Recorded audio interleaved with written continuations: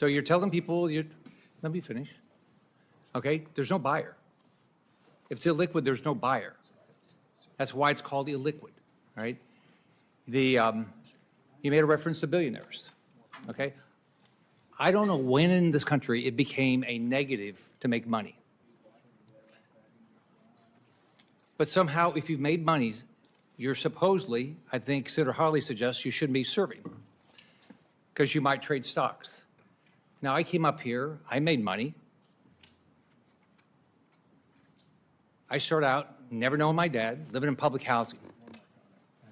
I lived the dream that many of us want to live, not be broke. Welcome back to Right View Nation, Patriots. Before we dive in, don't forget to smash that subscribe button, drop a comment, share this video with every freedom-loving American you know, and hit that like button so we keep this truth train rolling and beat the censorship game. Let's get right into it. What other changes we can make to straighten this bill? Senator Scott. So first off, Senator Hawley, you said that I voted for the bill before. You also committed to work with me to improve the bill, which you didn't do. So let's think about where we are. I think everybody on this committee, nobody wants people to do trading. I think we all would agree with that. Your mic on? Yeah. Nobody would like people to do trading. We've watched Nancy Pelosi. Seems like she's figured out how to make a fortune off of trading.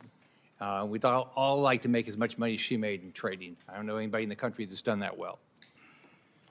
So, but if you look at this, if you have a small business, you come up here, all right? It's illiquid. There's no buyer. What are you going to do? You just give it away. No. So you're telling people, let me finish.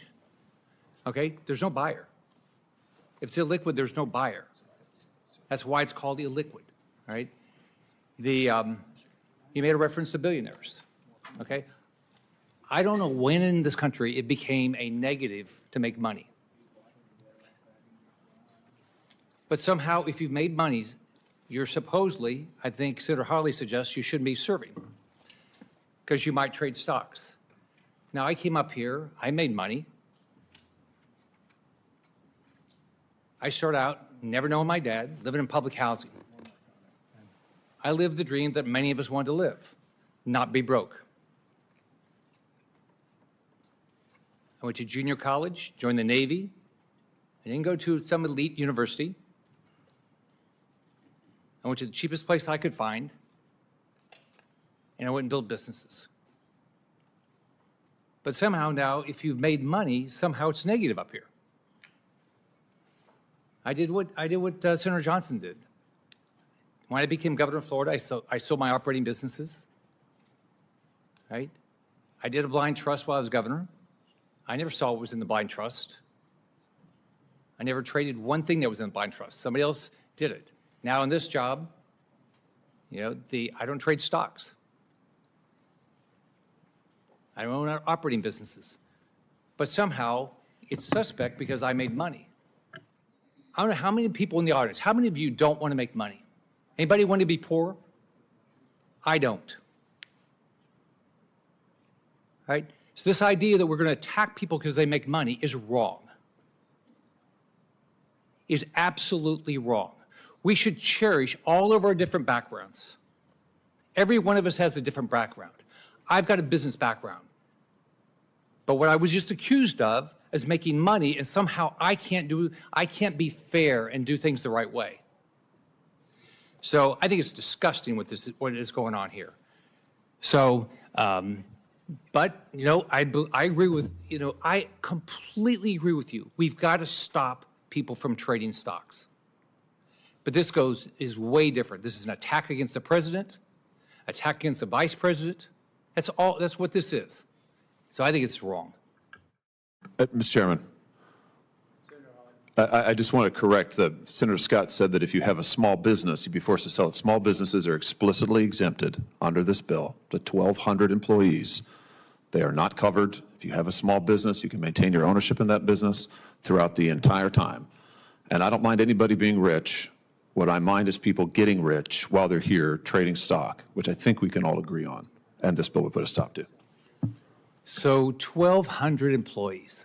I had one company with 285,000 employees. That was publicly traded, but when it was private, it was not liquid. I had a variety of manufacturing companies that had a lot of employees. That stock was illiquid. I mean, if any of you bought and sold companies, you do not have, oh, somebody's going to buy today. I know I can walk out the door and there'll be somebody to buy the company. So we're going to make people sell things when it might be an absolute worst time to sell something. And they busted their butt to go build that business, and then they want to come up here and serve, and then we say, well, you got to give up your net worth. That's wrong. I'd like to make one quick point, then Senator Johnson. On the idea of whether you're a small business or not, I was a physician. There was 150 physicians in my practice, and we owned a bunch of stuff altogether. And we probably had 1,500, 2,000 employees. Sounds like I would have to divest as well. So you could be a small member of a large group that has a lot of money and a lot of employees, and you'd have to divest. I think there's just a lot of things that are not thought through here. Senator Johnson. I'd like to make a couple more points. I've been here now for 15 years. Folks, I've just listened to a Senate exchange that absolutely lays bare the two-faced nature of Washington politics. Once again, we're watching our so-called representatives pretend they're protecting the people, while what they're really doing is sharpening their knives for political warfare. And here's the kicker. It's not about fairness. It's not about stopping corruption. It's about attacking anyone who's actually successful and unapologetic about it. Let me make this clear. This country was built on hard work, grit, and yes, making money. That's the American dream. But now, the left, and sadly even some weak Republicans, want you to believe that success is shameful, that building a business or achieving financial independence disqualifies you from serving this country. Can you believe that nonsense? One senator laid it all out perfectly. He said he grew up dirt poor, didn't even know his father, lived in public housing, served this nation in the Navy, went to junior college, and built something from nothing. Isn't that the story we want for all Americans? Isn't that what we're supposed to celebrate? But here in Washington, if you're successful, if you've built jobs, if you've run companies, suddenly you're a villain. Suddenly they whisper, oh, you can't be trusted. You must be corrupt. Meanwhile, we've got career politicians like Nancy Pelosi raking in millions from perfectly timed trades that magically line up with inside knowledge. And you're telling me the problem is the businessman who actually lived the American dream? Give me a break. This is the game, Patriots. They don't want to stop insider corruption. If they did, Pelosi would have been dragged out of Congress years ago.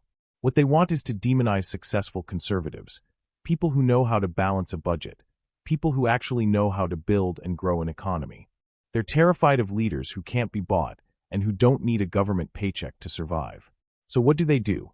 They write bills designed not to protect Americans, but to punish anyone with a business background who dares step into public office. They call it ethics. I call it weaponized envy. And here's where it gets dangerous. The bill talks about forcing people with illiquid assets, meaning small businesses, family-owned companies, practices with hundreds of employees, to just sell before they can serve. Imagine busting your back for decades, building up your life's work, employing thousands of Americans, and then being told, sorry, if you want to serve your country, you've got to throw away your livelihood first. That's insanity. That's not ethics, that's elitism. That's Washington saying, only the career politicians who've never built a single thing in their life get to sit at the table. And what does that give us? The same broken class of leaders who got us $35 trillion in debt and a border in shambles. Let's be honest, this isn't about protecting the American people. This is about targeting President Trump, targeting conservative leaders, targeting anyone who challenges the swamp. The senator was right when he said it.